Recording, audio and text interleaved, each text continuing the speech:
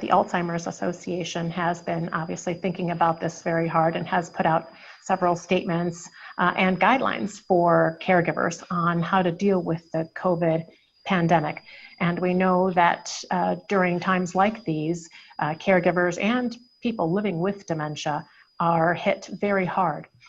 There are a lot of vulnerable communities that have been discussed in the news and are being studied right now throughout the COVID-19 crisis.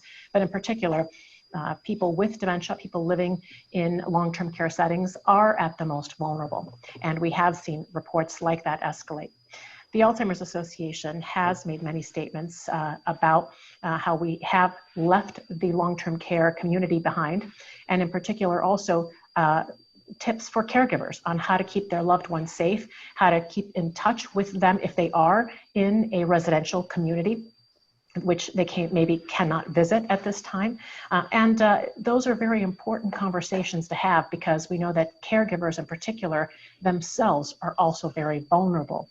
So that's a key component. Some of the things that we talk about, for example, with dementia, is how to practice good hygiene, because people with dementia may not be able to help themselves in doing that.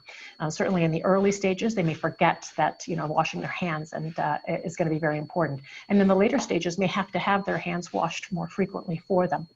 Some other things that we talk about is how it's important for caregivers, and actually professional caregivers also, to play gatekeepers for their loved ones or people under their care. That means not everybody should be coming to visit them because they have to be protected. They may be more vulnerable, not necessarily because of the dementia, but because of where they're living, their living situation, and because the symptoms of dementia actually cause them to be more vulnerable. Again, forgetting to, that hygiene is so important, and perhaps, of course, having the other comorbidities that do elevate the risk of the COVID-19 virus affecting them.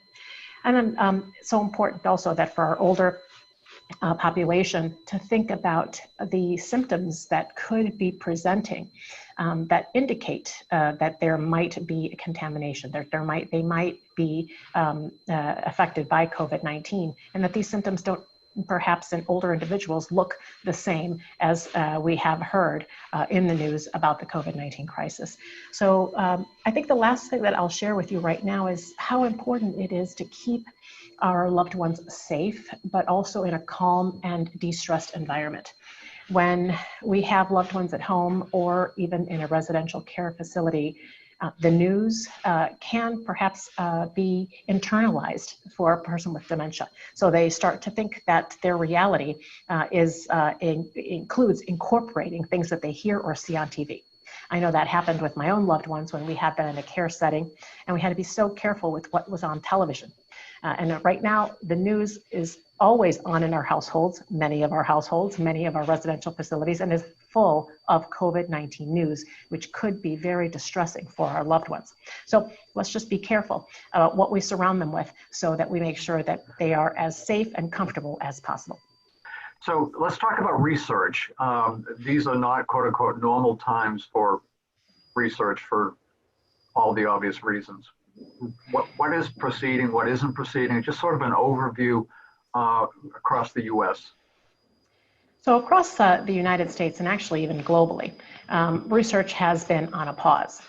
You can imagine that research on pause is very different for different locations around the country, different geographies, and actually across the globe as well. Different countries are experiencing COVID in different ways, just like different states within the US are as well.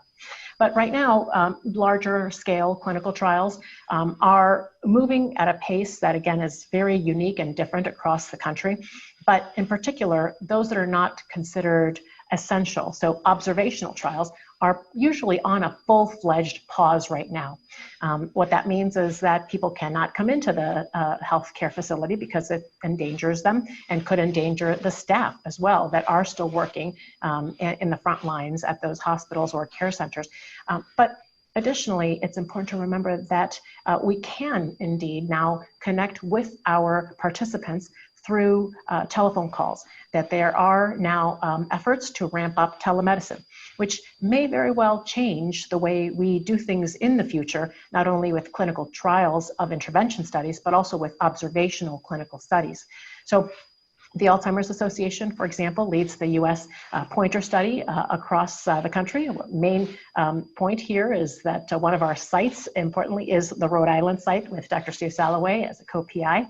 And we have paused on that study, but we are maintaining contact with all of our participants through the navigators that work for the Alzheimer's Association and directly keep all of our participants that are currently engaged, over 250 currently already enrolled and randomized across the country, engaged in our study so that when we do have a chance to start up, we're not falling behind.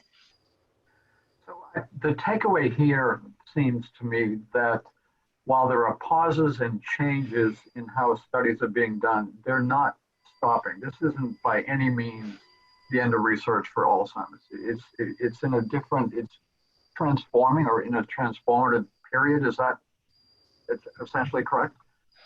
I think right now, absolutely. It's in a very transformative period that we hope will do two things. The first is really elevate the type of research and care that we can deliver in the future when we do have post-COVID times, because we are coming up with so many inventive ways to not only stay in touch, but actually monitor and test individuals remotely.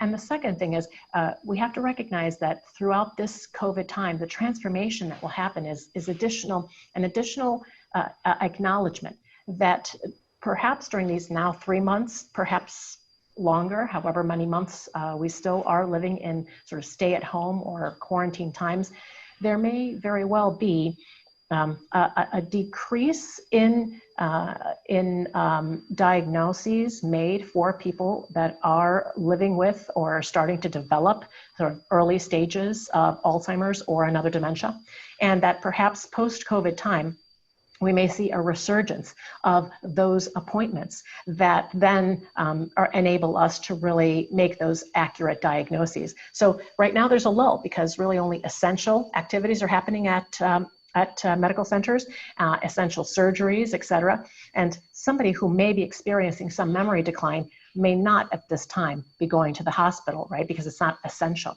So we have to think about what that means for the community, not only for our research, but also for the community that we serve. Obviously, COVID's having a big impact on everything that we do in the world, including Alzheimer's research and care. And I agree with Maria. I think that we're going to be finding new ways to interact with patients and study participants. So including, assessing memory more remotely and virtually. So we're developing new tools that can be done over the phone or over video that I think will persist after the pandemic subsides. And some of those will be really positive. I think, people have to spend less time in the facility and can do more things at home. So that's something we're moving toward. And this we were already moving there anyway, but this has accelerated that process dramatically. That's right. And I think another thing is really important is to reassure people, because in Rhode Island, things are starting to open up gradually. Our governor is really paying careful attention and has just lifted the stay-at-home order on Friday. So we're very excited about that. And she's going through phase one. Rhode Island's going through phase one. And I just want to reassure people, because I know a lot of people are nervous about risk. And we take this very, very seriously. And we're going to, keep up these safety precautions with social distancing and masks and good hygiene and so forth for some time to come, to make sure that as people do start to come back in, gradually, that they're safe. And, like for now, we call people before they're coming in because people are still coming to our center for infusions and other kinds of visits, but we make sure that they're well, that if someone's coming with them, that they're well, and they take their temperature before they come in, when they get here, and wear a mask. We have to institute many safety procedures to make sure that we're all protected as much as we can against COVID. And the other thing that I think is really, I'm really looking forward to this to see how this evolves, but the message that the Alzheimer's Association and Maria has been leading, and then all of us who are working as researchers in the field, is really one of hope. So lowering the risk for Alzheimer's, catching it early, and trying to delay any memory problems as long as we can is a very hopeful message. And I think as we come out of this COVID crisis, people are going to be looking for ways to promote their health and brain health. And I think that the Pointer study and many other studies that are either underway or going to be beginning soon really convey that message. And our study participants are just the best people that I know, and they're going to help lead us. And I'm confident. I know there are going to be some shaky moments for everybody, but I'm confident we're going to get back, and I'm hopefully even stronger than we were before we hit this pause. We know that while the COVID-19 crisis is threatening public health around the world, there is no doubt that Alzheimer's and Alzheimer's related dementias continue to be a need that is critical to address, not only within the United States, but in all other countries.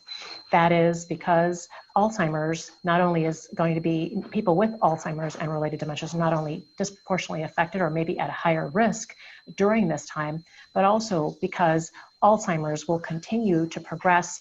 And while we may very well in a year or maybe less have control of the COVID-19 crisis, there is no doubt that the need to address Alzheimer's and related dementias will continue.